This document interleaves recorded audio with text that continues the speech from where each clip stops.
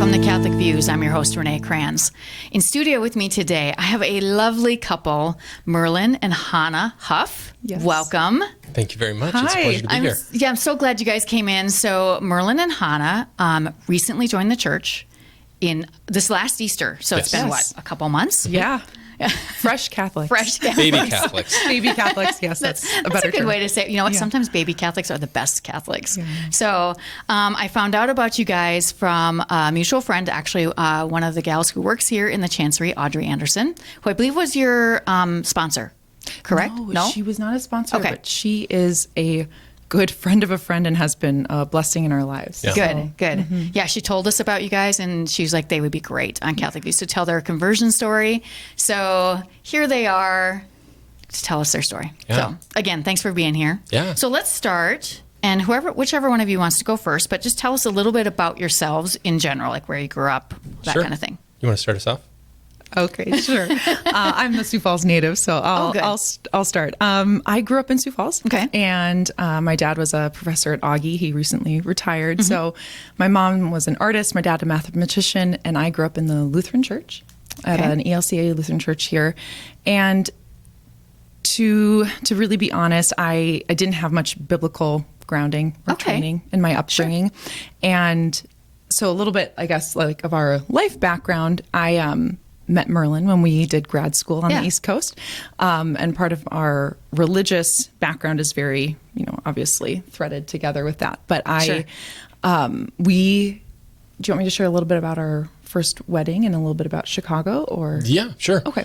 And talk too about the course that you took in undergrad. Sure. Okay. Oh, okay. So I didn't have a strong biblical background, and I kind of went through a phase that probably many young adults go through, where I grew frustrated with the church, and I felt I couldn't defend Christianity to those sure. who wanted to challenge my faith. Yeah. And so while I always identified as Christian, I couldn't probably speak to that really at all. And Right. then I went to St. Olaf College, which is a Christian institution, but funnily enough, they, for your like biblical credit, you really just needed a theology credit. So That was I didn't it. even have to read the Bible in college, it's so sad looking back. But I actually took a Hinduism course taught Okay. by a Hindu man, and I honestly felt called to Christianity through that course. That's fascinating. It was incredible. He's a dear man and a devout Hindu, but he, in going through that course, showed me how deep Hinduism could go. Right. And I just kept thinking, if this is how deep the waters are in Hinduism, Christianity is so much deeper. Right. And I feel like I've missed out on something that I grew up with that I really didn't understand at all. Sure. And so I'd always had this hunger for theology, but that was really just the first starting to turn back, I think. Right. And fast forward, met this amazing man at grad school. We got married technically in a civil marriage. And I started in our time when we were living in Chicago feeling a little, I think, alone at that phase of our life. And just, I was away from family. I was actually working remotely for an adoption practice, which was amazing. But being remote, it was before COVID, so before everyone was kind of remote at some point. Yeah. And I was like, I am feeling this strong calling to going back to church, but I really didn't know where to begin. And I won't spoil Merlin's background and let him tell you what his background is. Yeah, don't get to the conversion part yet. Yeah. So, So the last piece of that is really that I found a Lutheran church, which we obviously now as Catholics would have a lot of tremendous disagreements with. But a lot of commonalities too. There were. Yeah. And Yeah. maybe I'll let him share what that experience was like. But it was kind of our first foray as a couple into faith together. Sure. And that was just really wonderful. And there were a couple other major things that affected our conversion. But that's a little bit of my your So background. I'll pick up there. I like to say, raised by outlaws and heathens. My dad was a member of an outlaw motorcycle gang. Oh, okay. And so literally. literal outlaws. And my mom was a self-described good witch. Okay. And so I had a very... I just say, okay, like that's totally normal. You know, like you do. I had a very non-traditional upbringing and no real religious practice. Okay. Church for me was a group of 12 to 18 Harley Davidsons pulling up in my front yard on a Sunday with leather-clad bikers getting off and coming in, occupying my living room. That was church. Sure. And so growing up, I had definitely openness to spirituality, but no formal religious practice. Sure. I went to a Jesuit high school, but it was kind of Catholic light in the sense that there were 3 mandatory masses a year, and our religion requirement was similarly satisfied by taking a philosophy course. And I grew up in California, surrounded by people who were very, more than just non-religious, they were anti-religious in a lot of cases. And religion was something that I came to understand for the most part. So I had some family that was religious, but they didn't practice their faith openly or in front of me in a way that I could observe. Sure. And so my general takeaway was that largely religion was a thing, this is what I was taught, was religion was a thing that was practiced by crazy people. And so Count me one of those crazy people.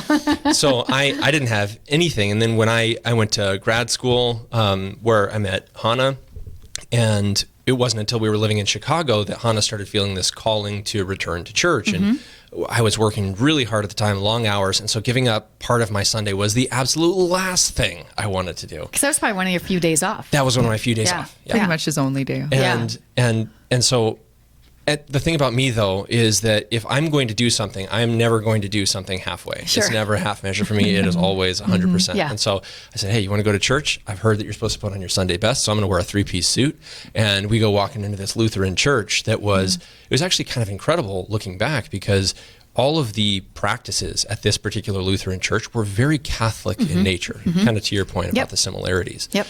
And it was very, very high church. There was incense, there were psalms, there was nothing modern about it. Right. And that really spoke to me. I felt like if we're going to be spending part of our week, part of our coming to worship the creator of the universe, it shouldn't feel like an everyday kind of practice. Right. It should feel like something that's set apart. And so that aspect of it really spoke to me. Sure. So that was kind of my faith journey and background. I was baptized Lutheran at that particular church.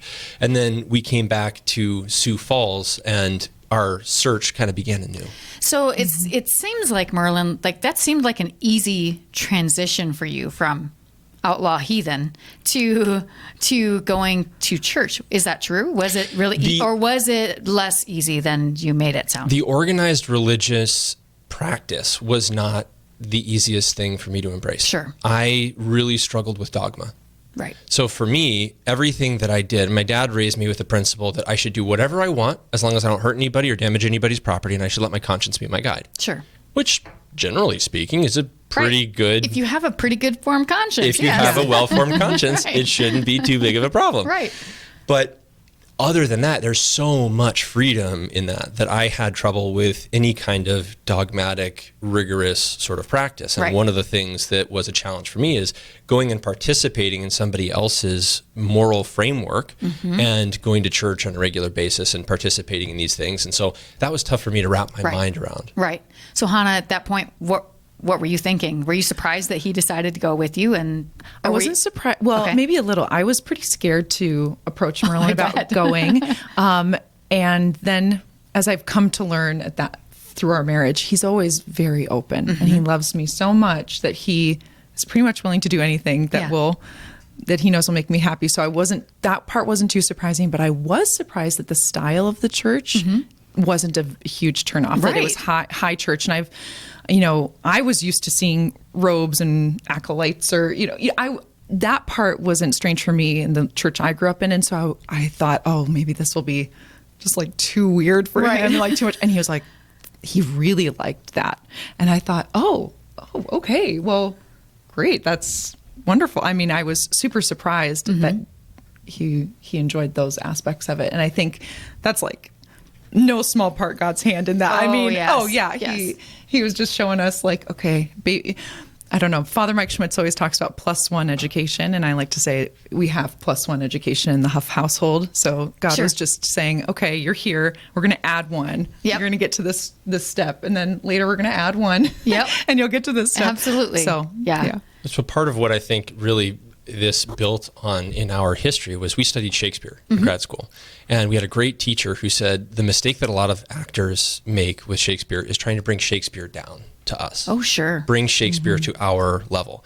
And instead, we need to be rising up to meet Shakespeare. We need to fill Shakespeare and meet him where he is, as opposed to asking him to meet us in see where you're going. common practice. And so to me, when I would fabulous. when I would attend a worship service where I was there's asked to modern music and that kind of stuff, it felt like the former to me, like bringing religious practice to us. Yeah, bringing God to us. Yeah. And by contrast, given what we had practiced with Shakespeare, I really liked the work of rising to meet this thing that is so much greater than I am. Yeah, for sure. And in that regard, the high church really spoke to me. Yeah, absolutely. If you just joined us, we're talking to Merlin and Hannah Huff about their conversion to the Catholic Church. So, okay, we're at that point. So what made you say, hey, what do Catholics do? So tell us that part. Yeah, so we had a few things that happened. Again, like Hannah had alluded to, there were all of these little signs, God conspiring to bring us to the church. And one of them was that we had a dear friend in grad school who was a lasting friend, who was Catholic, very devout Catholic, and we had maintained contact with her since grad school. And when we moved to Sioux Falls, I met another guy who is very aggressively friendly, I'll say. He met us in the gym, and he was just he was relentless in terms of making opportunities to hang out and spend time with us. Wow. Okay. And it was wonderful because I am so busy with work that otherwise that never would have happened. And so there were these two people, and he was Catholic as well. And there was very unfortunately we lost 2 children. Oh, I'm sorry. Thank you. And when we did, there was the Catholic Diocese of Sioux Falls helped us with the funeral costs. And we had this moment in a moment of great pain and sadness. Here was the Catholic Church reaching out to embrace us, even though we were not Catholics ourselves. Yep. And feeling that care and that love from this community also drew us to the church. And then Hannah had a very interesting story that I only later found out about, which is that she was talking to our good friend from grad school, a Catholic, and saying that while we had done a little bit of church searching, Hannah, was really yearning for me to be the spiritual leader of our household. Yeah, sure. And our dear friend Mariko said to her, well, have you prayed about it? And Hannah said, well, no. And Mariko said, well, maybe you should. So Hannah reluctantly went, oh, okay. I guess I'll just sit down and pray about this. And that very day, I came home with tears in my eyes, and I said, Hannah, I've been thinking about the Virgin Mary and the sacrifice that she underwent, and just imagining the immensity of that. And I'd really like to go to a Catholic Mass. And Hannah just about fell out of her chair. Not really, not that part. But I would say we would call it, as people call it, church shopping. We'd hit a point where we were at least certain we wanted to be churchgoers. We wanted to be close to Christ, but we didn't know how or where. We knew we didn't agree with the Lutheran views. Right. And yet we were kind of like just searching, and nothing had felt totally right. And I would say I wasn't closed to Catholicism. I think I was actually very lucky in my background in that way, growing up Protestant. I only now kind of realize how much anti-Catholic sentiment exists. Yeah. And so I feel very fortunate that I didn't have that. Yeah. And I only deal with it in sort of peripheral encounters, but my family has otherwise been very supportive and loving, which is wonderful. Good. But it was still a surprise nonetheless. I guess it hadn't been strongly on my radar, until I prayed. And then he came home. Yeah. Talking about Mary, and said, I think we should go to Mass. And I thought, okay, let's go. Let's do it.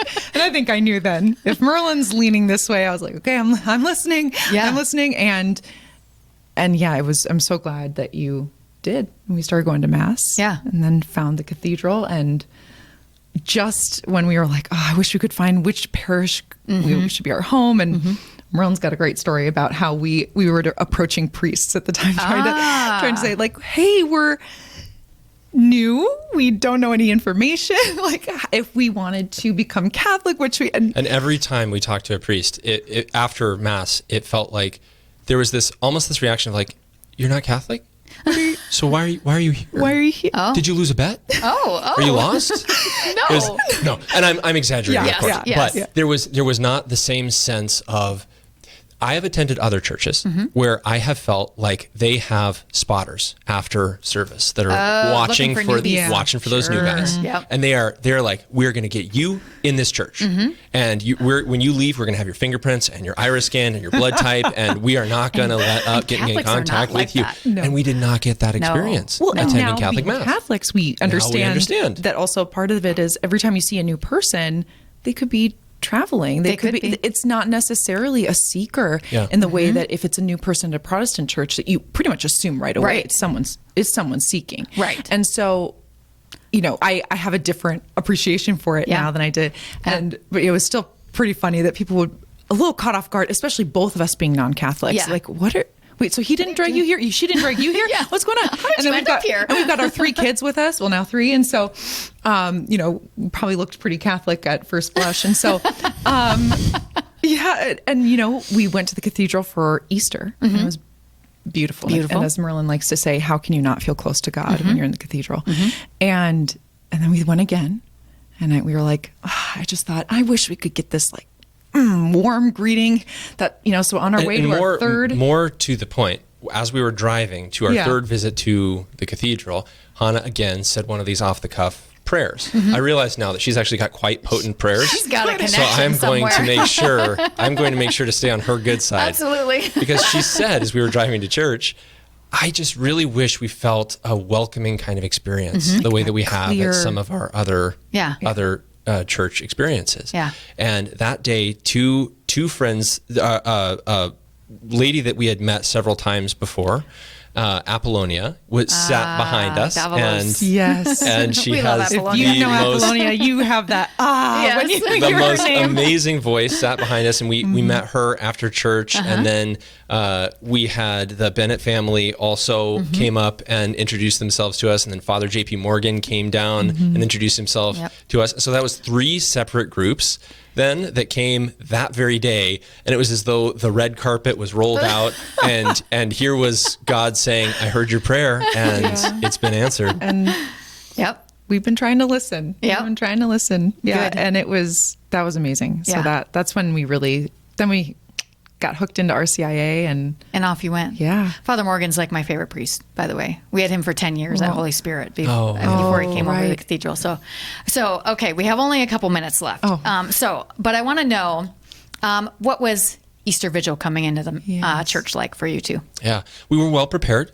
We had a great RCIA preparation. Good. Jeff Heron did a wonderful job orienting us to what to expect and even what to look for as part of participation in Easter Vigil. And one of the things that's really spoken to me about the Catholic Church and Catholic practice has been the deep metaphor and meaning and symbolism of everything.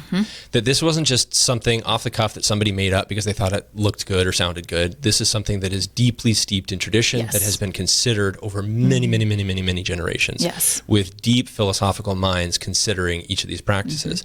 And so looking for that at Easter Vigil, you saw all of this incredible symbolism and all these different sensory experiences that were so appropriate and spoke so strongly to what it is that we are participating in. We even had a little accident where they couldn't light the candle at first at Easter Vigil, and it was even that moment, which was a total accident, was amazingly beautifully symbolic. And I thought, how hard would it have been for the disciples to have kept that flame alive, especially after it felt like it had been extinguished once and for all. And so there was so much depth and profundity in the Easter Vigil that we came away talking about it for days and weeks to come. It was a really profound experience. Yeah, even that candle experience, I think it's like the imperfection of humanity coming into the perfection of the church, and just that mingling. It's just good symbolism all around. And God does that stuff on purpose. He's like, I know you guys are imperfect. It's okay. I got you. Has there been any challenges so far? I mean, you're real new. But as you were coming in and after, have there been any challenges? You said your family's doing well, so. Yeah, I'm lucky that my family's doing great. We have already hit a couple like I would call speed bumps with Sure. friends or family. Sure. So that's probably been one of, feels small in some ways, but I think is probably significant because Yeah. also who are the people we'd love most to come home with us. Right. You Right. know? Yeah. And that's a challenge. Yeah. So, for me personally, probably my relationship with Mary has been hardest, but in a good way too. Not in a dark way or something like Right. that. But just it's very new territory. Everything Marian related is new and at some points hard. I think my relationship with Jesus is easier in some ways. And we've been talking a little bit about this where I've wondered if men might struggle in their relationship with Christ, but find their relationship with Mary to be a little easier. And I've wondered about that. I don't know if that's always the case, but so lots of work in praying on the rosary and that's been very helpful and just fruitful. take your time. You don't. Yeah. It doesn't have to be like the closest thing right away. You can Yes. take your time with that. Mary understands. Yeah. She's good with that. And that's a good advice for everything. Yeah, I think absolutely. as baby Catholics, it's like the other thing is like we've just been thrown into the deep Yeah. end and we have this amazing life preserver, but it's like, oh wow, we're really taking it in how vast these waters are. And it's vast. And that's also one of the things Merlin alluded to this too, but that I love about the church. Yeah. I like to say that I look around and I just see it's just like gift after gift Yes. after gift after gift. Everything's a gift. Yeah. Even the stuff that's hard. Yeah. It's And obviously a gift. Yeah. You can be a cradle Catholic and you're still coming across those gifts all the time. Things you didn't know, ways you grow in your faith and all of those things. So, Yeah. I really appreciate you guys coming in. We're already out of time. That was like the thanks. fastest interview I've ever experienced because it was such a great story. We need more time. Yeah, thanks so much for having us. Thank you so Thank much. you guys. Yeah. And if you need anything, we're here at the Chancery. So Wonderful. Thank you. Thank you. you bet. If you haven't found us yet on social media, you can find us at Facebook, Instagram, Twitter, and at YouTube at SF Diocese, and always online at sfcatholic.org. That is it for us today. Hope you'll join us again next week for more Catholic Views.